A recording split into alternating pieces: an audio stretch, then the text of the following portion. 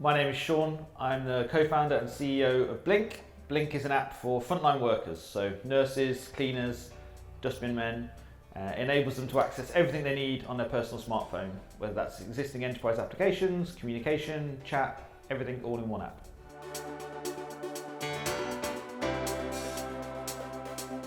Definitely more on the spectrum of by accident than design, or maybe by discovery would be a better way to put it. So we made the classic mistake, or I made the classic mistake of building Blink for everyone initially, and it took about a year of refinement, talking to customers, talking to anyone who talked to us to really discover the frontline use case where they currently don't have any solution in place, so they're currently digitally disconnected with no workplace email address, and Blink really solves that kind of last mile delivery problem. And we did that just by going out and talking to pretty much anyone who would take a meeting with us until we found transit, which was the first sector that we got started in. So bus drivers and coach drivers and train drivers and those sort of folks.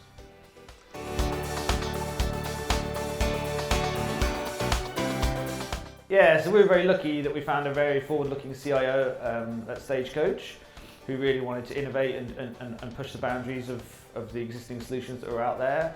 So we kind of partnered with them, we ran some initial pilots where we tried this solution with them.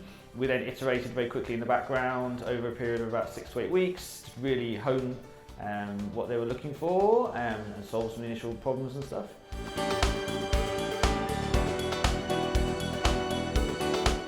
Well, when we were running the initial pilot, we were iterating very rapidly in the background. So we had a team on site for the first week that we were running the pilot, getting day-to-day feedback from frontline workers about what was working, what was not working, and that could be simple things, bugs on old versions of Android phones, through to slightly more involved use cases like privacy concerns or things that internal communications wanted to be able to do.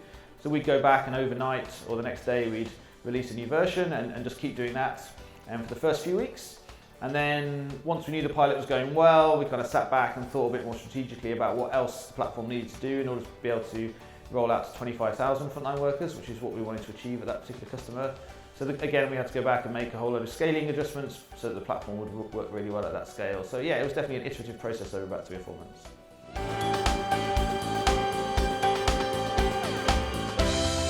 Well, when we first decided to pivot fully into the frontline area and stop building Blink for everyone and really focus on that use case, we initially built a prototype version of the application. So this is where part of the app was native and part of it was using web components that enabled us in about 6 weeks to have a version that we could go and show to customers and talk to customers about. So that's kind of how we got to a point where we had something that was demonstrable.